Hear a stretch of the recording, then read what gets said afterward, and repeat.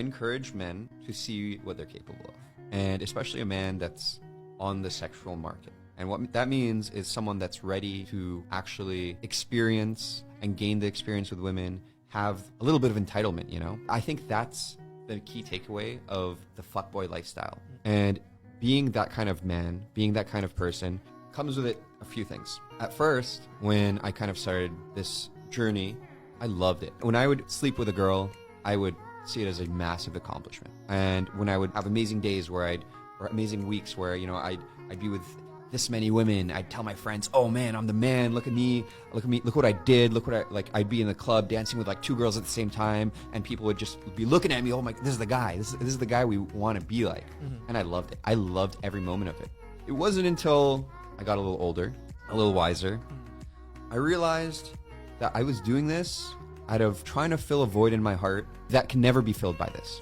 I was trying to replace my inner self-worth, my inner confidence, the character building with validation from women, validation from men that saw me as this guy that was amazing with women. Yeah. And chasing that validation is what brought me to a point where I was very, very depressed. And that was the ultimate point I got to, that I kind of realized I have to change. I didn't want to stop putting myself in environments where I was meeting new people, but I wanted to change how I was interacting with them. And that interaction and where the place it was coming from was no longer a place of validation. I didn't want to just be validated by someone, because a lot of men get into this trap. So they meet a woman, they meet a girl, they meet anyone, and this person just thinks you're the shit, because you know how to get their attention the first 10 minutes. You know how to get their attention the first hour. You know how to get their attraction the first day, the first night. You know how to make them feel like you're the king of the world. And these girls will tell you that. They'll tell you, wow, you're amazing. You're so confident. You're so cool. You have this and that. And you're capable of making me feel this emotion and elevating my state to the point where I want to sleep with you. And that will make a guy feel like a king for that night. But the girl leaves. You wake up in the morning and you realize, okay, wait, what progress did I really make? Did I actually build a connection? Did I actually gain anything from that interaction? Most times you just feel a little more sad. Now, the only way to stop yourself feeling sad is to do it all over again. It's an addiction. It's a drug. It becomes a drug.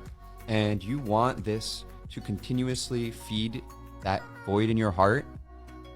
And some people never stop. They never stop, and they never pause and realize, hold on a second, I'm addicted. I'm addicted to this validation. I'm addicted to these people thinking I'm the king of the world for a night. But in reality, you're not the king of the world. You're nothing special. You're just a guy that knows how to make someone feel excited for a night. It's cool, but there's no substance.